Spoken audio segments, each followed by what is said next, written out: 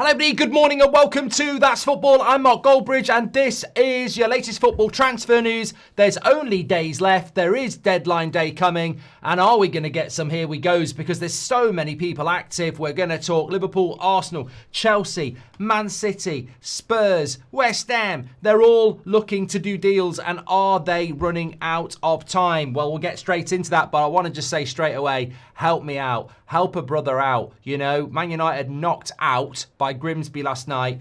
I've spoken about it on the United stand. You get a lot of sense from people who aren't United fans. Get in the comments and tell me what the problem is at Man United, because I'm not convinced it's the manager and the 4-3-3 or the 3-4-3. This has been going on for a decade. These type of results keep happening. I think it's the players. I think it's the ownership. But I want to know what your thoughts are from the outside looking in. Remember, we sacked Ten Hag playing 4-3-3, so don't come at me saying you need to play 4-3-3. People are so stupid. They realise we sacked the last manager a year ago playing a 4-3-3 with these players. But let's get into the transfer news. So I want to start off with Guehi.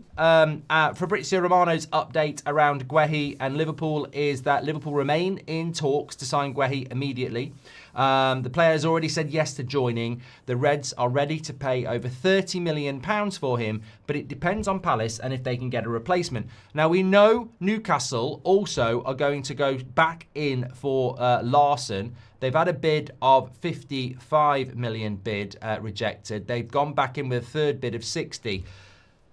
I think this is the interesting thing of the window now, and I'd be interested to get your comments on this. Like, what do you think gets done between Thursday today and Monday 7 o'clock? It's 4 days. It's a long weekend. You know, how many people have done that? You know, you book Friday off work, you book Monday off work, you go away for a long weekend. That's how long teams have got to get business done now. And you're talking about Newcastle have got to get a striker in, Crystal Palace have got to get a defender in, and then Liverpool can get Isak and Guehi in. All of those things are going to happen, and I think that's the interesting thing.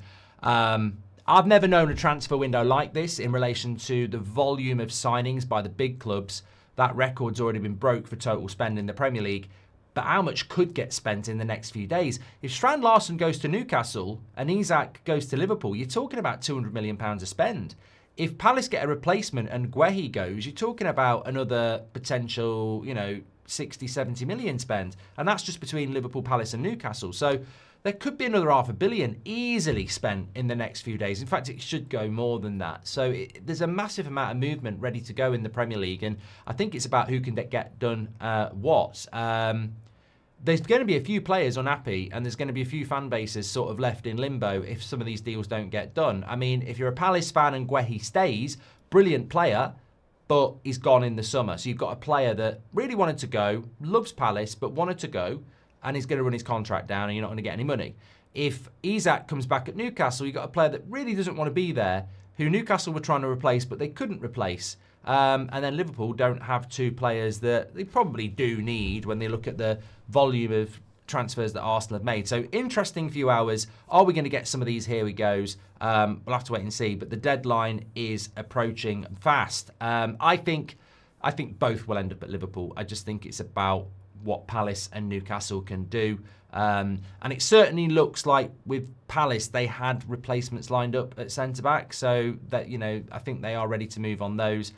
I think we're going to see a lot of activity. But more importantly, I suppose, with Newcastle, as we were talking about yesterday, even Liverpool fans are getting in the comments now going, not sure whether Isak happens. I think it will.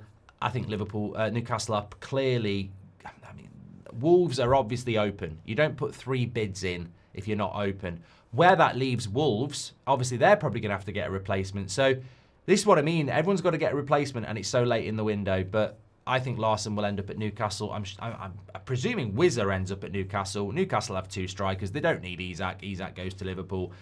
Everybody's covered off. Let's get on with the season. That also is something that sort of feeds in with Chelsea. Telegraph reporting that Chelsea are very close to signing Garnacho from Manchester United for about 35 to 40 million pounds. But more importantly, they need to get players out of the door. And Kunku is now subject to interest from AC Milan and is also drawn interest from the Bundesliga with Bayern Munich and Leipzig, according to The Athletic. So that's looking good for Chelsea in relation to getting players out. And another significant player that they would like to see leave is Nicholas Jackson. Fabrizio Romano is saying that Bayern are pushing for Jackson but nothing agreed as of last night. Obviously, we've got the we've got the Bundesliga on this channel, so it's interesting about Bayern, actually. I can see the validity of bringing in a couple of players because I think Bayern look very strong in the Bundesliga, as we saw last week, but they could be very strong in the Champions League. But I think what they're going to need, they've got some fantastic young players coming through, probably need a bit of squad depth. So someone like Nicholas Jackson and Kunku, you can see why they would be looking at that. So Chelsea, as always, they're going to be active. I think Arsenal's window is probably over. A few people have been talking about whether Arsenal will do anything else. Apart from the lad from Bayer Leverkusen, Henkape, I don't see them doing anything else because obviously that's not deal done yet. But I don't see Arsenal doing much else. Manchester City, leaving it very late. Obviously lost to Spurs last week. They're looking at the Donnarumma deal still, but Ederson's got to go the other way. Very similar situation to what's going on with Liverpool and Guehi and Newcastle and Strand Larsen and Isak and Chelsea and Garnacho and Jackson. Again, it's that you've got to move someone to get someone in. Ederson was on the bench at the weekend. I think he will go to Galatasaray, who are also looking at Le Mans, who Man United want. So that's quite interesting. But I would imagine Ederson's a better fit for what they're looking for, and that will allow Man City to go for Donnarumma, and that'll be another big addition to the Premier League this summer. What about Rodrygo? I mean, I don't really know. I don't really know. He remembers her. I don't really know what's going on with Rodrygo. I've not heard anything about him. I know he got subbed and he wasn't happy at the weekend. He's not happy. Arsenal deal potentially still being spoken about. Pushing to Man City, pushing as well if Savinho goes to Man City. I can't see Arsenal going for Rodrygo.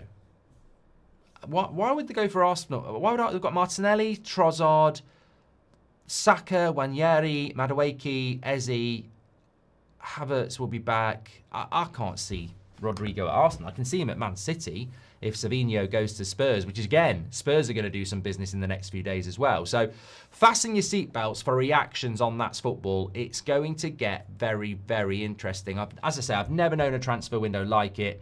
It's absolutely fascinating, with a sense of honesty.